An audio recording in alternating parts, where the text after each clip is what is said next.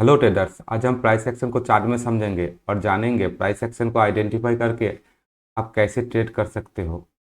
Price action को समझने के लिए आपको सबसे पहले ट्रेंड को जानना पड़ेगा और ट्रेंड आइडेंटिफाई करने के लिए आपको टाइम फ्रेम के बारे में नॉलेज होना चाहिए। अगर आपको टाइम फ्रेम के बारे में नॉलेज है तो आप ट्रेंड को आइडेंटिफाई कर सकते हो, और ट्रेंड को जाने बगैर आप प्राइस एक्शन को समझ ही नहीं सकते हो।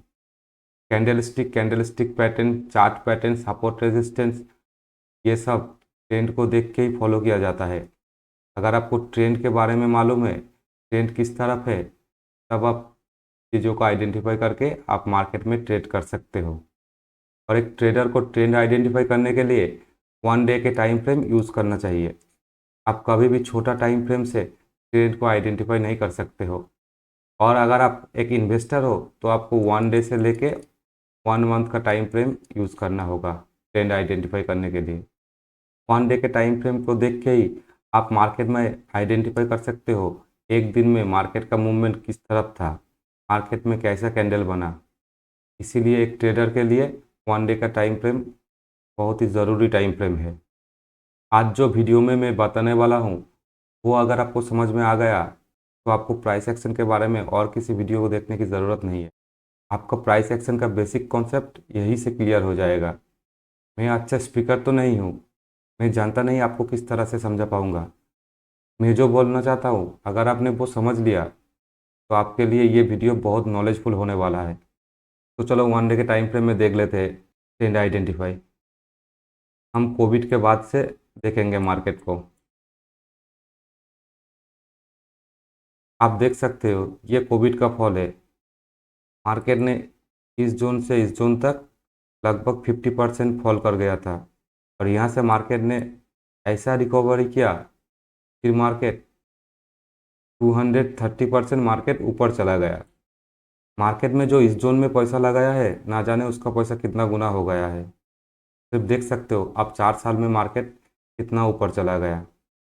और यहाँ से यहाँ तक जो प्राइस एक्शन हुआ है उस प्राइस एक्शन को हम आज समझेंगे। कोविड के फॉल के बाद मार्केट ने पहली बार यहाँ से सपोर्ट लिया था, और इस जोन में एक बार सपोर्ट लेने के बाद मार्केट फिर इस जोन में आया ही नहीं। मार्केट यहीं से ऊपर चला गया और ऊपर जाता ही गया, और मार्केट 50,000 से ऊपर चला गया।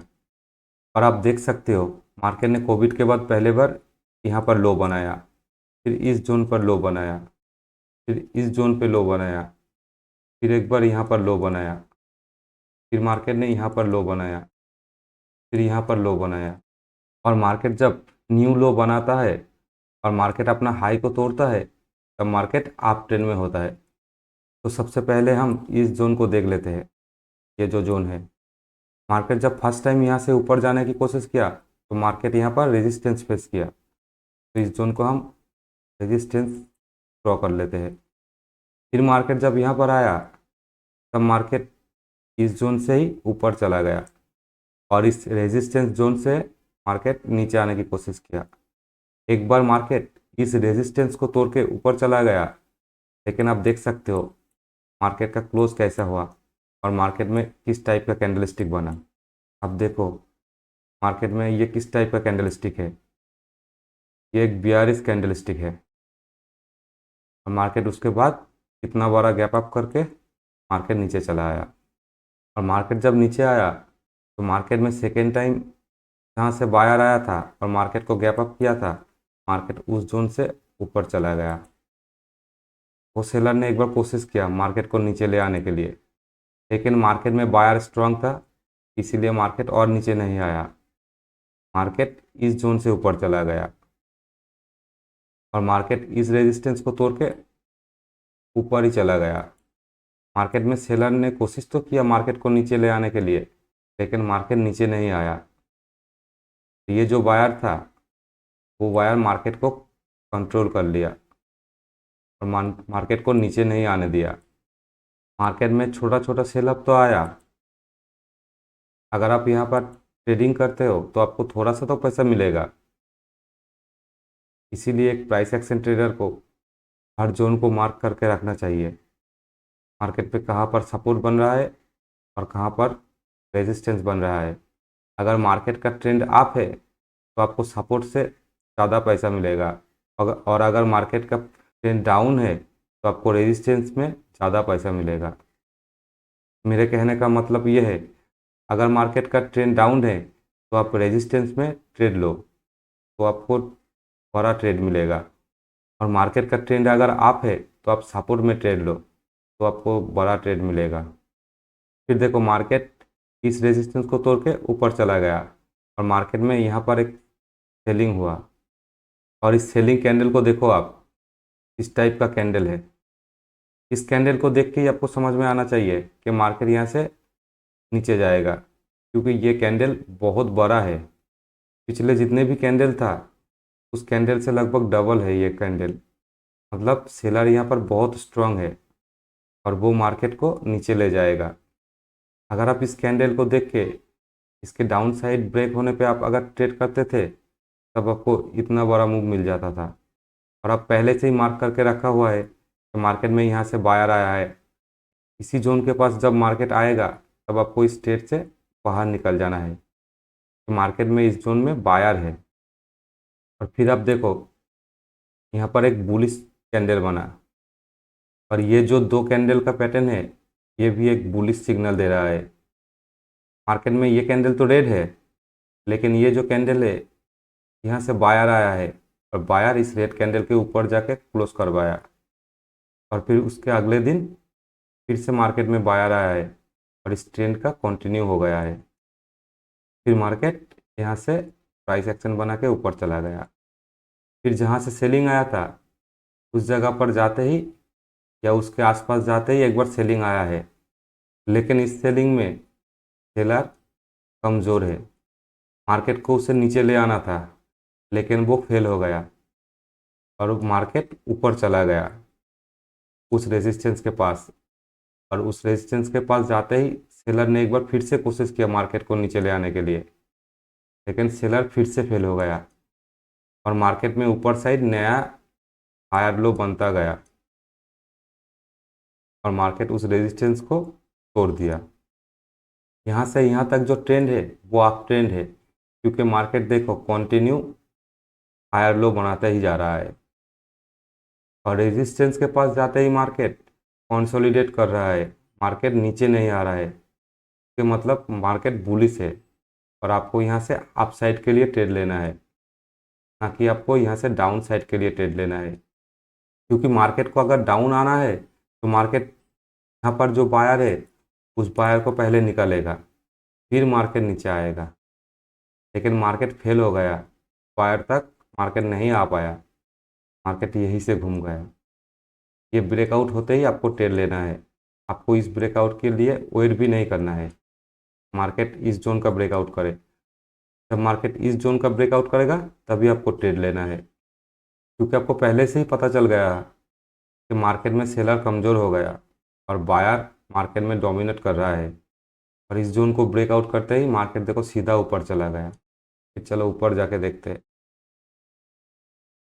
और आप देखो इस जोन को ब्रेकआउट करते ही मार्केट सीधा ऊपर चला गया। मार्केट ने एक बार रिट्रेस किया तो है, लेकिन वो भी छोटा सा रिट्रेस, और मार्केट सीधा इस जोन में आके रुका, और मार्केट में यहाँ से बड़ा सेलिंग हुआ है, तो मार्केट को आपको ये एक रेजिस्टेंस मिला है, तो आपको इस रेजिस्टेंस को आइडेंटिफाई कर लेना है। और मार्केट में लास्ट बायर कहा था इस जोन में, और इस जोन को भी आपको मार्क कर लेना है। तो अब देखो, मार्केट जब रेजिस्टेंस लेके यहाँ से सेलिंग में आया है, बायर ने कोशिश किया मार्केट को ऊपर ले जाने के लिए, लेकिन आप देख सकते हो इस जोन से एक सेलिंग कैंडल बना है। इस कैंडल को pin bar candle, shooting star candle, inverse hammer, आप कुछ भी कह सकते हो। और यहाँ पर जो एक छोटा सा बायर था उस बायर से नीचे आ गया मार्केट। अगर आप इस पिन बार का ब्रेकडाउन के बाद ट्रेड लेना चाहते हो तब भी आप ले सकते हो, या फिर यहाँ पर जो सेलर आया है उस सेलर के पास जब मार्केट रिट्रेस करेगा या पुल बैक करेगा तब आप ट्रेड ले सकते हो। और आप पैटर्न देखोगे तो यहाँ पर आपको एक सेम पैटर्न मिलेगा, और मार्केट देखो लगभग उस जोन तक आया है, यहाँ पर लास्ट बायर था, और उस बायर के पास आते ही मार्केट ने अपना बिहेवियर चेंज कर दिया, मार्केट यहाँ पर स्लो हो गया। मार्केट में देखो यहाँ पर एक फिर से पिन बार बना है। मार्केट का अगर पैटर्न आइडेंटिफाई करना चाहते हो तो मार्केट में देखो ये एक डब्लू पैटर्न बना है और उस पैटर्न का जो नेकलाइन था वो भी टूट गया है और उस नेकलाइन से सपोर्ट लेते ही मार्केट ऊपर चला गया। और मार्केट जब इस रेसिस्टेंस के पास आया तो मार्केट फिर से स्लो हो गया। मार्केट में जो बायर था वो बायर फिर स्लो हो गया और मार्केट यहाँ पर कंसोलिडेट किया।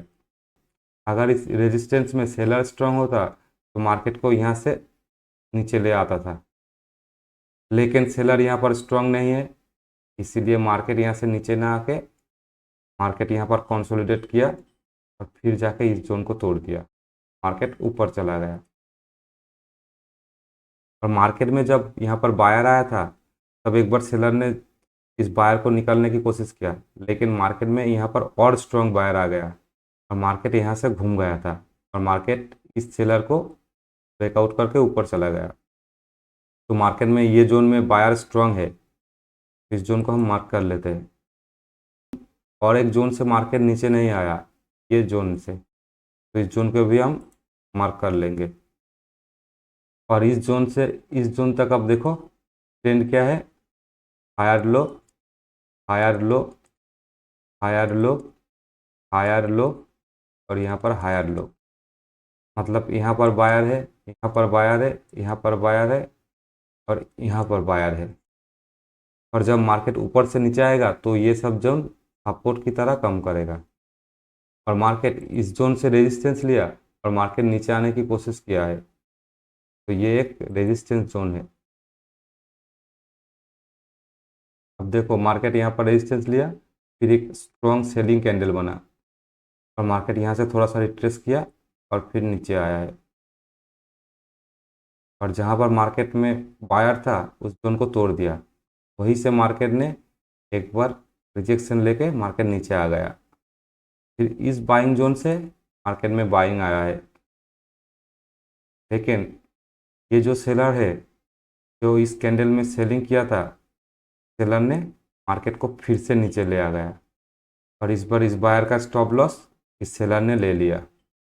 और मार्केट में जो लास्ट बायर था, ये जो नेक लाइन था मार्केट का डब्लू पैटर्न का, उस बायर तक मार्केट आ गया और वहाँ पर आते ही मार्केट अपना बिहेवियर चेंज कर दिया और मार्केट में जो रेड कैंडल बन रहा था उसके बाद एक ग्रीन कैंडल बना और उस जोन से बाइंग आया है। और बाइंग बिल्कुल वहाँ तक आया है जहाँ से मार्केट रिजेक्शन ले रहा था और उस जोन पर जाते ही मार्केट फिर से नीचे आया है, क्योंकि ये जोन एक रेजिस्टेंस जोन है। यहाँ पर एक बार सेलिंग हुआ, दो बार सेलिंग हुआ, तो मार्केट इस जोन के पास आते ही मार्केट में सेलिंग हुआ और मार्केट नीचे चला आया और मार्केट फिर से उसी बायर जोन से सपोर्ट लेके मार्केट ऊपर चला गया। और ये जो रेजिस्टेंस था वहाँ पर जाके देखो मार्केट एक बार रिएक्ट किया है, मार्केट नीचे आने की कोशिश तो किया, लेकिन बायर ने मार्केट को ऊपर लेके चला गया। तो मार्केट में क्या बना, फिर से हायर लो। और जिस टॉप से मार्केट में सेलिंग हुआ था, टॉप के पास जाते ही मार्केट में सेलिंग हुआ और सेलिंग हुआ, यहाँ पर लास्ट बायर था उस जोन तक, वहाँ पर आते ही बायर ने फिर से मार्केट को ऊपर लेके चला गया और रेजिस्टेंस के पास जाके थोड़ा सा कंसोलिडेट किया, फिर मार्केट को ऊपर लेके चला गया इस जोन को ब्रेकआउट करके।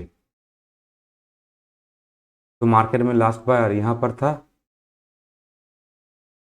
और इस बायर को डिफेंड यहाँ पर जो बायर था उस बायर ने किया, इसीलिए ये भी एक इम्पॉर्टेंट जोन है।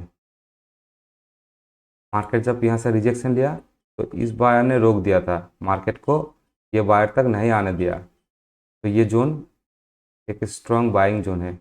और मार्केट देखो जब यहाँ से सेलिंग हुआ, मार्केट में फिर से बड़ा रेड कैंडल बना और मार्केट यहाँ से नीचे आया, फिर एक बार जाकर रिटेस्ट किया, फिर मार्केट नीचे आ गया और मार्केट इस जोन के पास आते ही एक बार बाइंग हुआ, लेकिन मार्केट में वो बायर सक्सेसफुल नहीं हो पाया, फिर मार्केट नीचे आया, फिर मार्केट में बाइंग हुआ, फिर मार्केट नीचे आया। फिर अब देखो यहाँ से एक डब्लू पैटर्न बना और मार्केट ऊपर चला गया। उस रेजिस्टेंस के पास जाते ही मार्केट कंसोलिडेट किया। और ये कंसोलिडेट क्यों होता है ये मैं किसी और वीडियो में आपको बताऊंगा। अभी तो वीडियो लंबा हो गया, इसीलिए इस वीडियो में और कुछ टॉपिक में क्लियर नहीं करूंगा। मैं सिर्फ इस वीडियो में आपको ट्रेंड आइडेंटिफाई कैसे करते हैं वो समझाऊंगा। और ये देखो, मार्केट में ये जो लास्ट हायर लो था, उस हायर लो तक मार्केट नहीं गया और मार्केट यहाँ पर नया हायर लो बनाया। ये जो हायर हाई था उसे ब्रेक करते ही मार्केट में नया हायर लो बन गया। मार्केट का ट्रेंड अभी भी अप ट्रेंड में ही है। चलो आगे देख लेते हैं। मार्केट में यहाँ से एक बार सेलिंग हुआ, मार्केट यहाँ पर दूसरी बार भी रेजिस्टेंस फेस कर सकता है और इस जोन को हम मार्क कर लेंगे। और अब देखो, इस रेजिस्टेंस से मार्केट जब ऊपर गया और ऊपर जाते ही मार्केट को जब सेलर ने सेल किया तो इसी रेजिस्टेंस जोन को सपोर्ट बना के मार्केट फिर से एक बार ऊपर गया। और ऊपर जाने के बाद वो जो पहले रेजिस्टेंस बना था उस जोन से फिर से मार्केट में सेलिंग हुआ और मार्केट में जो की लेवल था उस लेवल से मार्केट ऊपर चला गया। और ये की लेवल का कॉन्सेप्ट भी मैं किसी और वीडियो में आपको समझाऊंगा। और इस वीडियो में वो की लेवल का कॉन्सेप्ट भी मैं क्लियर नहीं करूंगा। अब बस जान लो की लेवल नाम का कोई चीज़ होता है मार्केट में। फिर इस की लेवल के सपोर्ट लेके मार्केट ऊपर चला गया और ऊपर जाते ही मार्केट में फिर से एक बार सेलिंग हुआ इस जोन से। और उस जोन से जब सेलिंग हुआ तो मार्केट का जो की लेवल था वहाँ तक आया और वहाँ से बाइंग हुआ और मार्केट फिर से ऊपर चला गया। और मार्केट जब ऊपर गया तो सेलर ने रेजिस्टेंस से फिर से सेल किया, लेकिन मार्केट कंटिन्यू अपना हायर लो बना के ऊपर ही जा रहा था और मार्केट इस सेलर को ब्रेकआउट करके ऊपर चला गया। और आप देखोगे ट्रेंड लाइन का सपोर्ट आपको यहीं से मिल जाएगा। ट्रेंड लाइन तो पहले पहले भी मिलता था, लेकिन वहाँ पर आपको मैं बताया नहीं, आपको सिर्फ मैं सपोर्ट और रेजिस्टेंस समझा रहा था। आपको ट्रेंड लाइन में यहाँ पर छोटा करके समझा देता हूँ, क्योंकि मैं ट्रेंड लाइन का अलग से वीडियो बना के रखा हुआ है, आप चाहो तो वो देख सकते हो। अब देखो, ये दो पॉइंट को कनेक्ट कर दिया तो एक ट्रेंड लाइन बना और उस लाइन को एक्सटेंड कर दिया। तो आप देख सकते हो ट्रेंड लाइन के पास आते ही मार्केट ऊपर जा रहा है और मार्केट इस रेजिस्टेंस को तोड़ दिया। ट्रेंड लाइन को और एक्सटेंड कर दो।